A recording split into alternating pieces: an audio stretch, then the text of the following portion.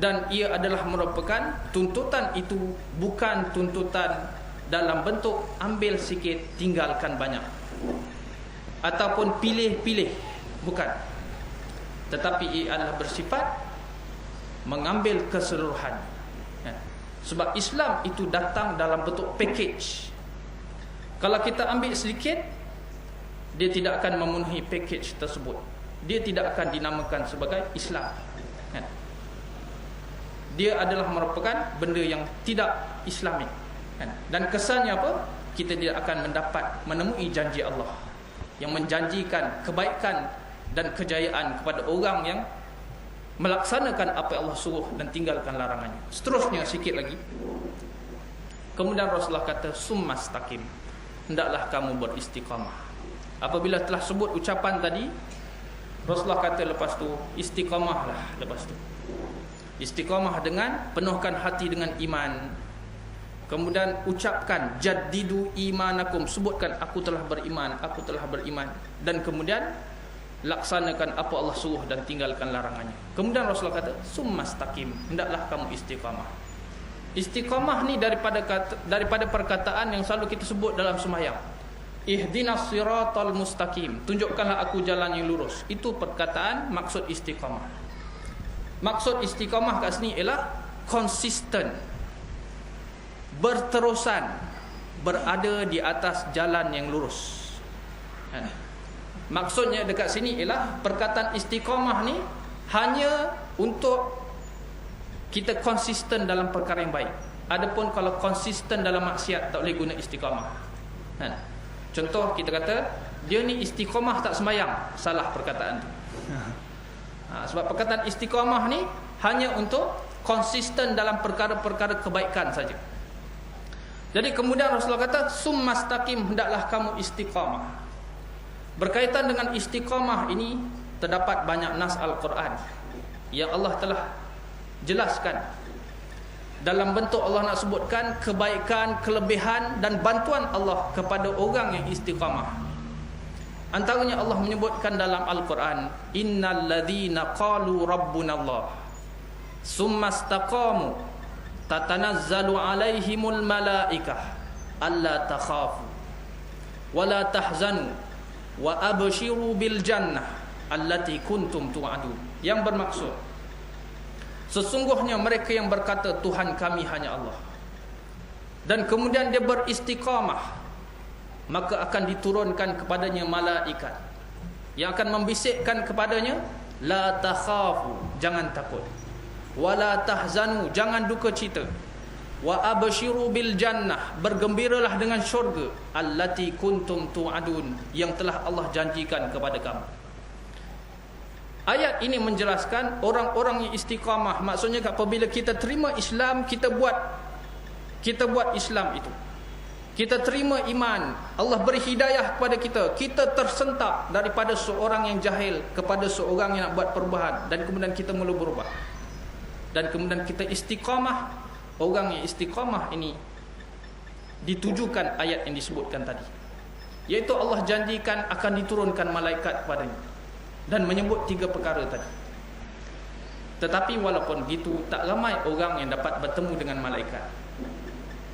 Hanya beberapa kisah saja disebutkan.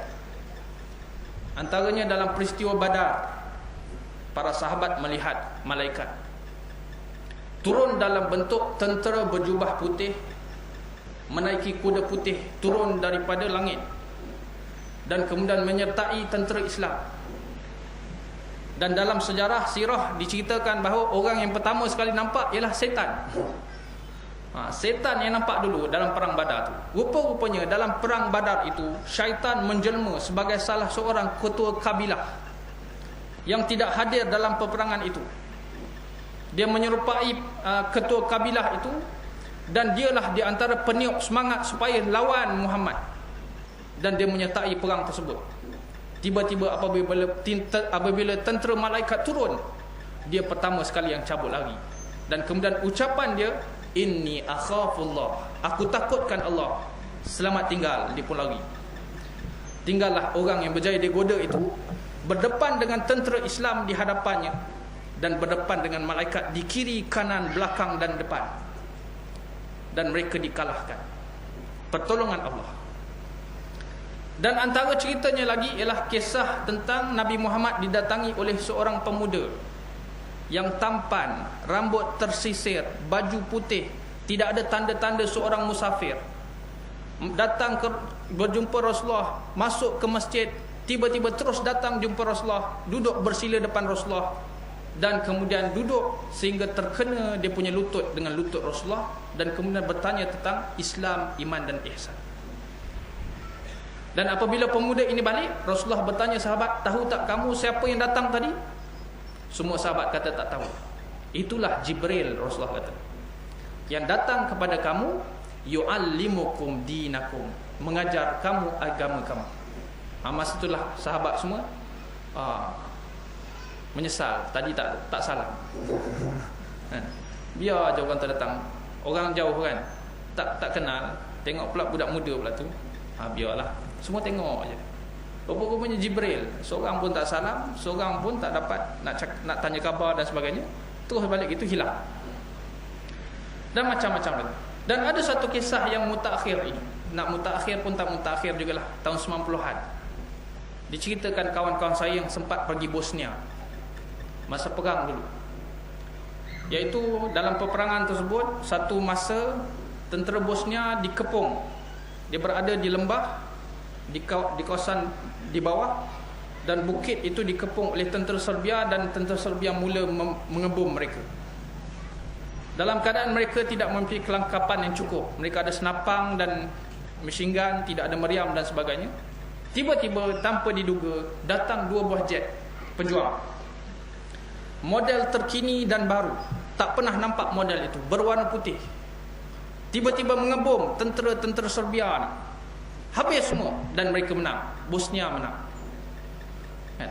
Mereka tak tahu, mereka tidak ada jet pejuang pun, landasan kapal terbang, nak terbangkan jet pun tak ada kan? Apatah lagi jet.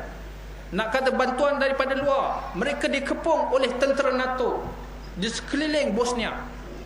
Dalam keadaan Serbia diberikan ruang untuk mendapat bantuan daripada dunia luar. Orang yang menyerang diberikan bantuan, orang yang diserang dikepung di segenap sudut, tak boleh masuk. Tiba-tiba datang 2 jet itu, dan kemudian mereka menyatakan ini merupakan pertolongan Allah mungkin. Kalau perang Badar zaman tu, tentera paling canggih naik kuda. Perang zaman sekarang, tentera paling canggih naik jet pejuang. Mungkin malaikat naik jet pejuang masa tu. Itu kuasa Allah. Tapi tak semua orang bertemu dengan itu. Tetapi semua orang dapat, kalau tak dapat bertemu dengan malaikat, mereka dapat merasai apa yang disebutkan oleh malaikat. Mungkin tak dengar, tapi kalau istiqamah, seorang istiqamah, dia akan datang rasa kekuatan. Kalau dulu rasa malu, segan, takut dengan cemuhan untuk berubah dan sebagainya, tapi kalau istiqamah, sikit-sikit benda itu hilang. Sebagai contoh, orang perempuan contohnya lah, kalau tak biasa pakai tudung, tiba-tiba nak berubah, nak pakai tudung.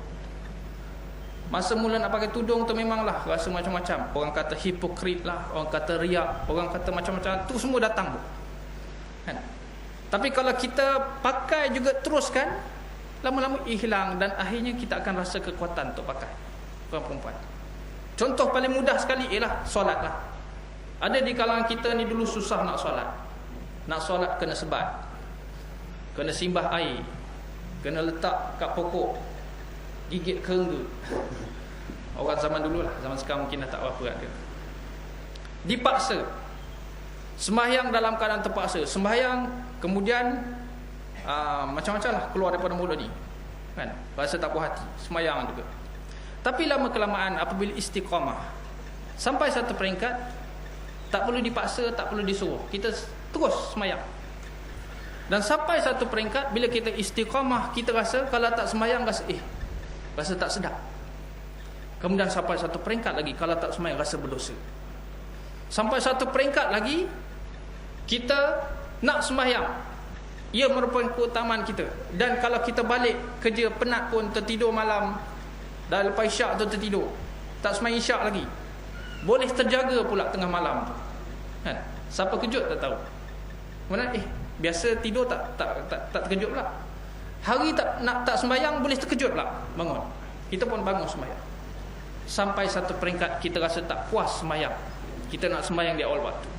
Sampai satu peringkat lagi tak puas sembahyang seorang-seorang, nak sembahyang berjemaah. Sampai satu peringkat lagi kita rasa tak puas dengan sembahyang fardu.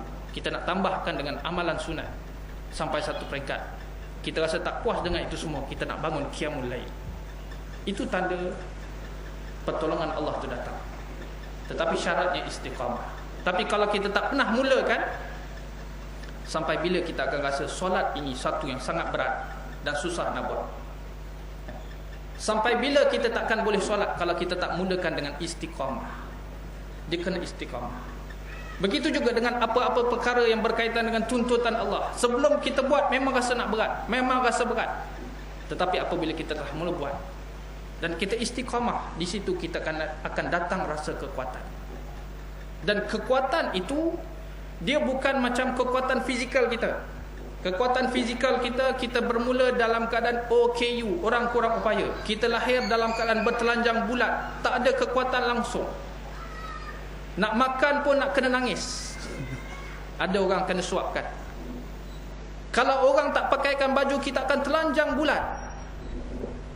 Dan kalau orang tak cebok berak kita akan macam itulah. Kemudian kita masa berubah, perkembangan kita semakin meningkat, akhirnya kita jadi macam ni. Kita melalui fasa, kita jadi orang muda di kemuncak kekuatan fizikal. Kemudian sampai satu peringkat, di peringkat kemuncak kematangan, sampai satu peringkat turun pula. Sikit demi sedikit nikmat yang Allah beri sebagai orang muda itu hilang.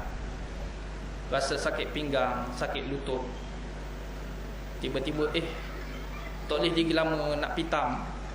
Kemudian tengok ada darah tinggi, ada kencing manis, macam-macam. Ada yang dah pergi dah. Tetapi dalam persoalan keimanan tidak begitu. Apabila kita istiqamah dalam persoalan tuntutan keimanan, dia akan menegak terus. Dia akan semakin, kekuatan itu semakin kuat. Sebab itulah kita lihat Rasulullah, ketika umur Rasulullah 63 tahun, Rasulullah masih lagi mengepalai tentera untuk berperang.